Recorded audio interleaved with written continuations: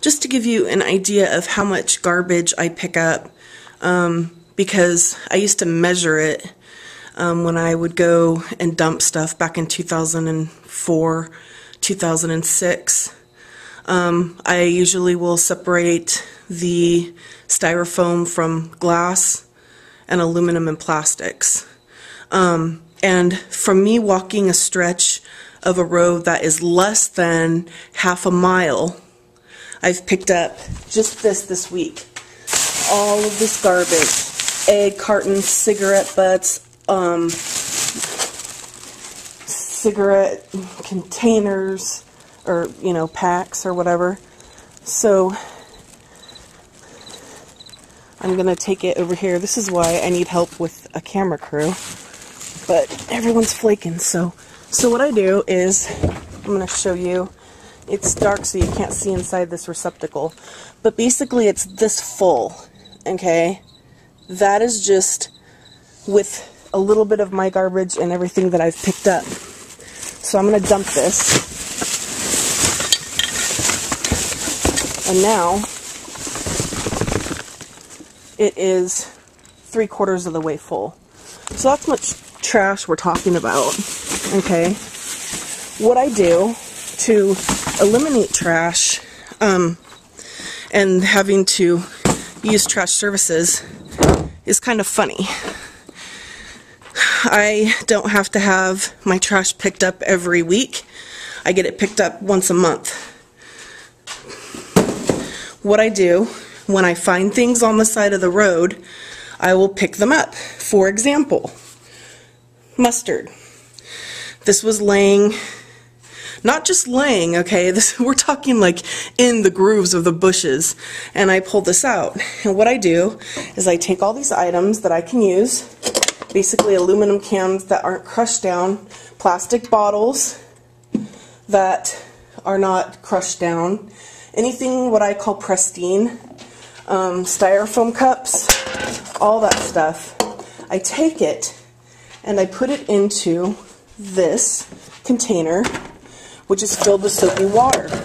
Now I've had a couple of these sitting here, so what will happen is I will take all of these that have been cleaned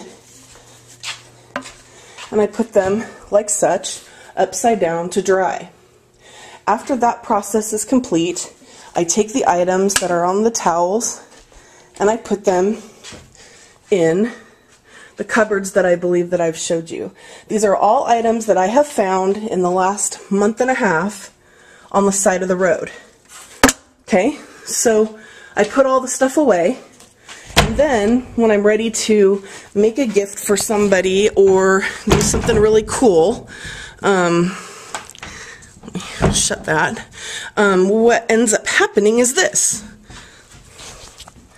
These are all bottles and glass, plastic, and aluminum that I washed out and that I spray painted with my wedding colors, which are red, gold, and purple.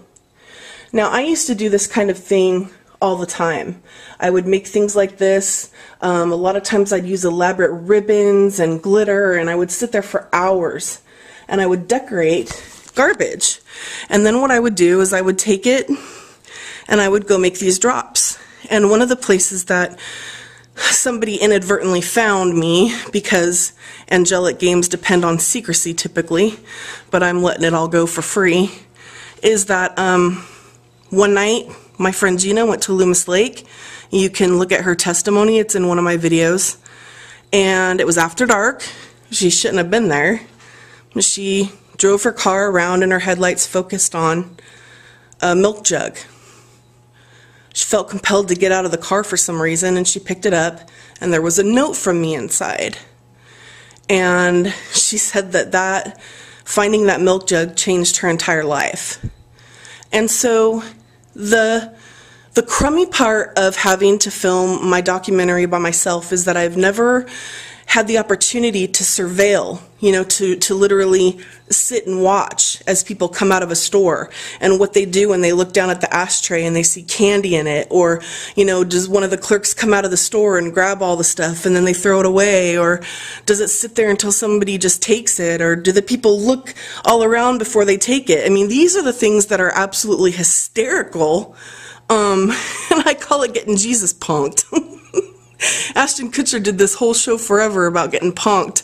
I'm about to punk the planet.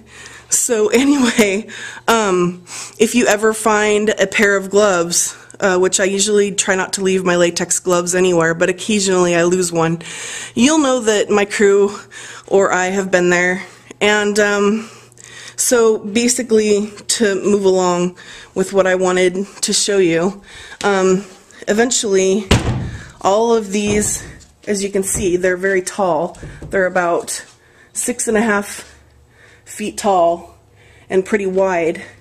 Eventually, all of the things that I want to auction come over here.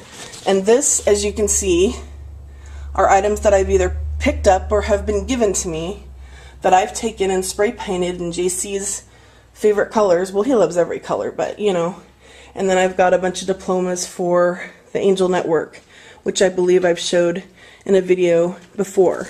When I worked for Walt Disney World, I came up with quite a few spiels, and I actually came up with a way to get the audiences in the Tree of Life, Tough to Be a Bug show, in a much more smoothly moving line by coming up with a rope program where they would section off all of these particular doors, and as the doors open, instead of people trying to flood in and move around, they could get the shows going faster and faster.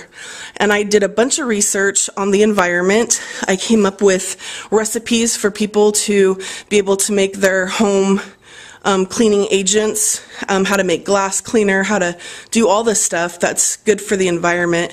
And that was back in 2000 at the height of what I was doing in college.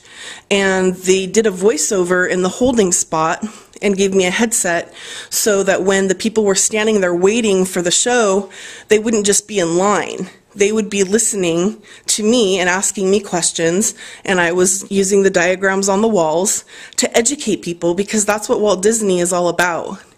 A lot of people don't know that he started off trying to draw a rabbit, and he ended up with Mickey Mouse.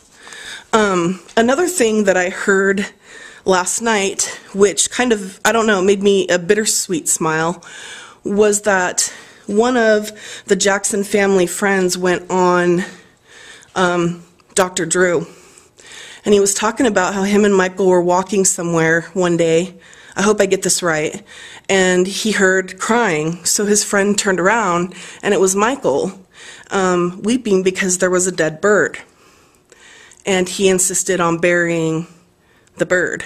And Dr. Drew's first response was, well, do you think he was too sensitive? And his friend said no, And my question to Dr. Drew is, how can a person be too sensitive with respect to love? I understand being touchy, or sensitive, like, really thin-skinned to where you snap at people. But people like Michael Jackson are a lot like me, and I'm a lot like Michael Jackson.